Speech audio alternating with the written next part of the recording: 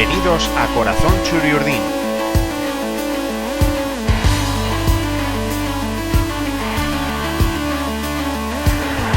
El podcast en el que escucharéis historias sobre la historia de la Real Sociedad.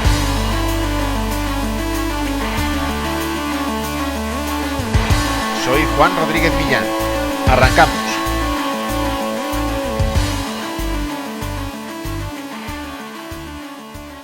En los años 40 y 50, la Real se ganó a pulso el apelativo de equipo ascensor, pues pasaba continuamente de primera a segunda. En la temporada 1954-55 estuvo a punto de vivir un nuevo descenso, aunque se logró salvar la categoría en una dramática fase de permanencia. Las alegrías de aquel curso, no obstante, las dio el equipo juvenil. Desde la temporada 1950-51 se había instaurado la Copa del Generalísimo de la categoría, con la particularidad de que se jugaba justo antes y en el mismo escenario que la final de la Copa Profesional.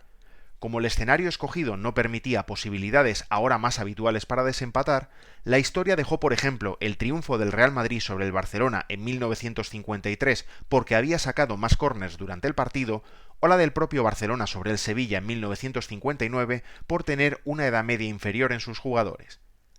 La Real no vivió en sus carnes semejantes formas de decidir un campeón, pero sí consiguió asomarse con cierta frecuencia a las finales en los primeros años de vida de la competición.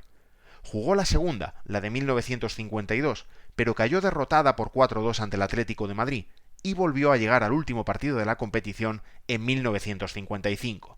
Esa es la historia que nos ocupa. Comenzó la Copa de aquella temporada con suerte. La Real quedó exenta en la primera eliminatoria. En la segunda superó al Rayo Cantabria por 1-2. En octavos de final, goleada, 5-1 al Txistu Donostiarra, el otro equipo guipuzcoano de los 33 que formaron el cuadro de la competición. El Zaragoza fue el rival en cuartos, y la Real parecía imparable, ganando 3-0. Y nueva goleada en semifinales, 4-0 al Racing de Santander. Su rival en la final que se jugaba por cierto en dos tiempos de 35 minutos cada uno, fue un Sevilla que venía de superar en las semifinales al Fútbol Club Barcelona por 2-1.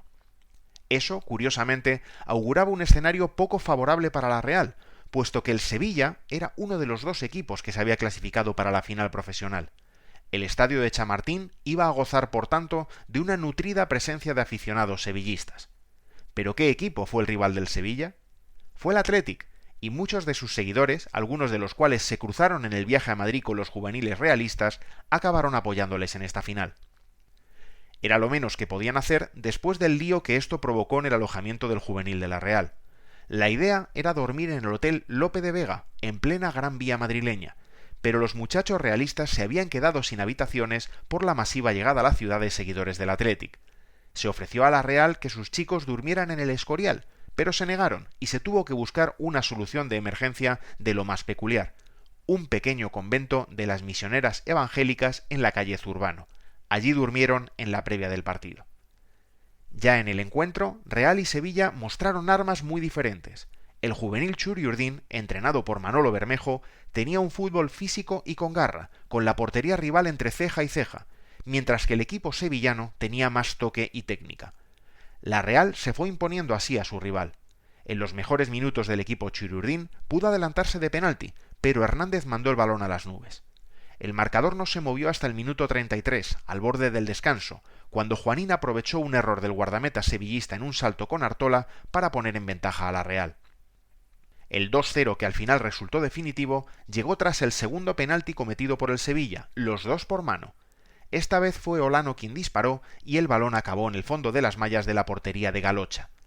Con ese 2-0, la Real retrocedió para defender el botín y supo cortar todos los ataques de un Sevilla que nunca estuvo cerca de la portería de Araquistáin. Toda la seguridad de la Real sobre el césped, la que le convirtió en campeón, chocó frontalmente con la enorme cantidad de anécdotas que dejó la final fuera del terreno de juego. Aparte de las ya mencionadas, Juanín, como capitán del equipo, subió a recoger la copa de manos del dictador. La sostuvo con la mano derecha, con la izquierda recogió su medalla de campeón, y cuando debía darle la mano a Franco como dictaba el protocolo, se le cayeron los dos trofeos.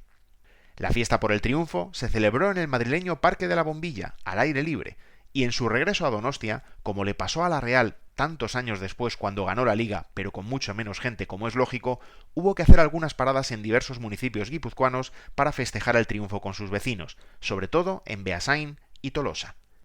No tardaron en llegar buenas noticias para estos chavales. La Calle pasó inmediatamente al primer equipo y le acabaron siguiendo Araquistain, Olano y Juanín. El Sevilla, por cierto, quedó así como subcampeón en las dos categorías. En la absoluta, el Athletic se llevó el triunfo por 1-0, gol de Oribe, y en la juvenil, las mieles del triunfo se las quedó la Real.